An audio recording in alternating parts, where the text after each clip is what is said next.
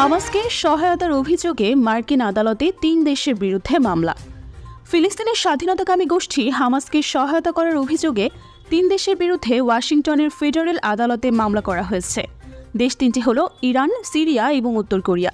সোমবার যুক্তরাষ্ট্রভিত্তিক ইসরায়েলপন্থী সংস্থা anti defamation League এই মামলা দায়ের করে, খবর রয়টার্সের। মামলা এছাড়া বলা হয়েছে, বছরের পর বছর ধরে হামাসকে আর্থিক, সামরিক এবং কৌশলগত সহায়তা দিয়ে আসছে এই ৩ দেশ। হামলা করার পর এক বিবৃতিতে এডিএল-এর শীর্ষ নির্বাহী জোনাথন গ্রিনব্লাট বলেন, ইহুদি বিদ্বেষ এবং সন্ত্রাসবাদের সবচেয়ে বড় পৃষ্ঠপোষক ইরান। দেশটির সরকারের প্রত্যক্ষ মদদে বিশ্বজুড়ে ইহুদিদের প্রতি ঘৃণামূলক মনোভাব এবং সন্ত্রাস ছড়ানো হচ্ছে। আর এক্ষেত্রে বিশ্বের বন্ধুর মতো ইরানের পাশে রয়েছে সিরিয়া ও উত্তর কোরিয়া। তিনি আরও বলেন, দ্বিতীয় বিশ্বযুদ্ধে গণহত্যার পর থেকে এই পর্যন্ত ইহুদিদের লক্ষ্য করে যত হামলা হয়েছে, প্রতিটির পেছনেই ৩ দেশের মদত ছিল। মামলায় ওই ৩ দেশের কাছে মোট $400 কোটি ক্ষতিপূরণ দাবি করেছে এডিএল। মামলা প্রসঙ্গে প্রতিক্রিয়া জানাতে ইরান, সিরিয়া ও উত্তর কোরিয়ার জাতিসংঘ প্রতিনিধিদের সঙ্গে যোগাযোগ করলেও তারা কোনো মন্তব্য করেনি।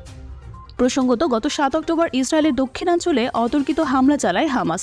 এতে ইসরায়েলের প্রায় ১২০০ বাসিন্দা নিহত হন। এছাড়া আরও ২৫০ জনকে জিম্মি করে নিয়ে যায় গোষ্ঠীটি। হামাসের এই হামলার পর সেদিন থেকেই গাজায় নির্বিচারে হামলা চালাচ্ছে ইসরায়েলি সেনাবাহিনী। গাজায় প্রায় ৯ মাস ধরে অব্যাহত এই হামলায় ৩৭,০০০-এরও বেশি ফিলিস্তিনি নিহত হয়েছেন।